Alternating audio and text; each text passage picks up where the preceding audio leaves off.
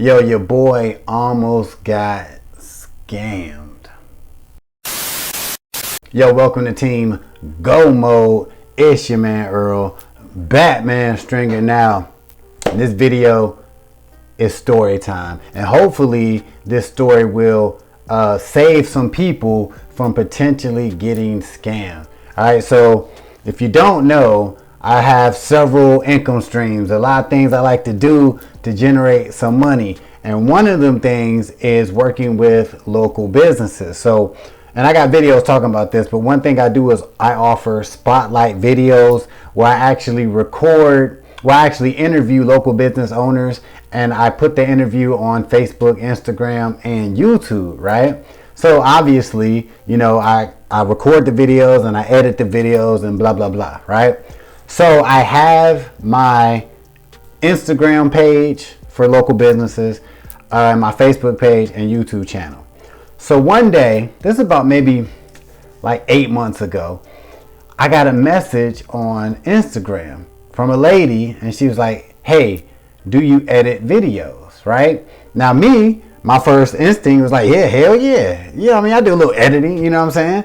So the crazy thing is, when I actually looked at when the message was sent, it was sent like months ago. Apparently your boy was slipping on checking his messages, right? So I'm like, oh, so when I saw the message, I did message her and I was like, oh, my bad. I just now seen this message. Yes, I do edit videos, right? But the lady never responded, all right? I'm like, whatever, I forgot all about her. So a couple days ago, I get another message on Instagram. It's from the same lady. And she says, hey, can you edit a video? I need a slideshow for my niece's birthday. Can you do this job? Now, once again, I'm like, hell yeah, this easy work. A slideshow? Huh? I do that shit in like 15 minutes. What you need, right? So I messaged her back without even really looking at the profile. And I see it's a woman's profile, whatever. But without even looking into it, I'm like, yeah, of course. Yeah, I could do that. When do you need it done? No. I gotta go back, damn it. To that original message, the one she just sent where she says, hey, can you do a video slideshow for my niece's birthday? I can pay you $300. That was the message. She said, I can pay you $300. So once again, I look and I'm like, yeah, I can do it for you when you need it done. And it was like a Monday or whatever. And she was like, I need it done by Thursday. And she goes, I can pay you so you can get started. I can pay you now just so you can get it done. And I'm thinking, whoa, damn, huh? Whoa, you coming on strong. You throwing money at me like that, right? So I messaged her back and I said, where are you from, right? And no, I said, where you located? Same damn thing, right? And she messaged me back and was like, Illinois, right? So I'm thinking, what, Chicago, right? I'm thinking, okay, I'm in Ohio, small city in Ohio. And I'm like, okay, why the hell would she be messaging me who does local video editing for local businesses in my area? Why are you messaging me for a simple editing job? That's what I started thinking at the time. Once I realized, well, when she said she's from Illinois, I'm like, okay, whatever. So then I think I asked another question. I forgot what it was. And she answered back. And whatever her answer was, it kind of was like, oh, I know. I said, yeah, I could get that done. I said, you can pay now. This is what I put, even though I still was like suspect, whatever. I'm like, you can pay now. I was like, do you prefer Cash App or Stripe? And she was like, this is the thing. She was like, yo, I'll pay you through, I use mobile check deposit. And I'm like, what the hell is that?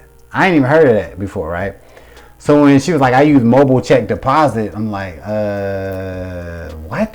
So I messaged her back. I was like, look, it's all good. I mean, I could just create you an invoice in Stripe, because that's what I do with a lot of businesses I work with. I'll just create an invoice and email it to them, right?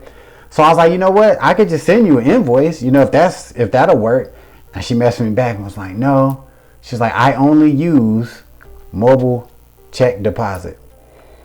When she sent me that damn message back, I went straight to Google, like, mobile check deposit. Is this shit even real? And that is a such thing as mobile check deposit, right? People actually do it. So then the next thing I put in was mobile check deposit scams, right? When I put that in, I seen a whole bunch of like listings about it, but I ain't even need to read none of them. I ain't even need to look at none of the cases, I was like, as soon as I saw that, I'm like, she's scamming. She's scamming, right? So I went back to the message. Now, let me say this. I did say, damn, if she's scamming, I mean, maybe she ain't scamming because, I mean, obviously she sees I'm a video editor and, you know, she do got this specific job, you know what I'm saying, that she wants me to do. And she actually even sent me a Google Doc. She actually sent me a Google Doc with a whole bunch of pictures of a little girl in it, which is probably part of the damn scam. It gotta be, right? But anyway, so I'm like, wait, man, I mean, she know I'm a video editor and, you know, she did send me these pictures, you know, maybe she, you know. So I messaged her.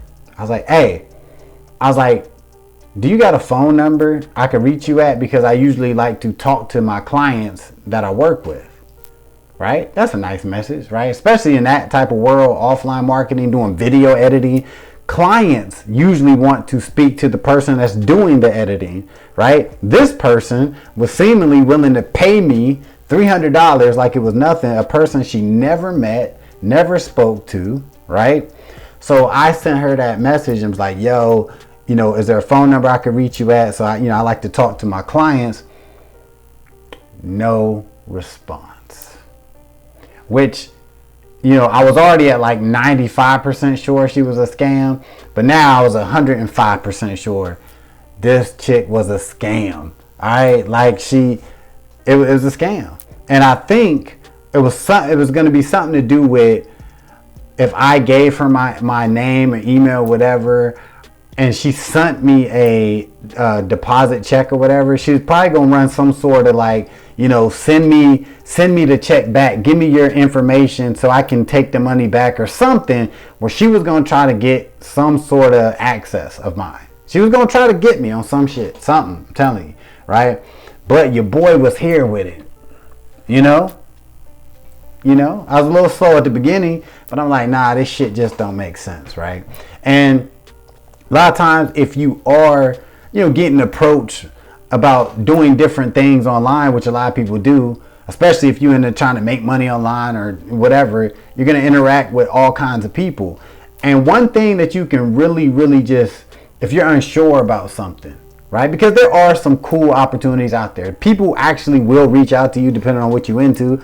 And it might be a real opportunity, a real networking opportunity or a job opportunity.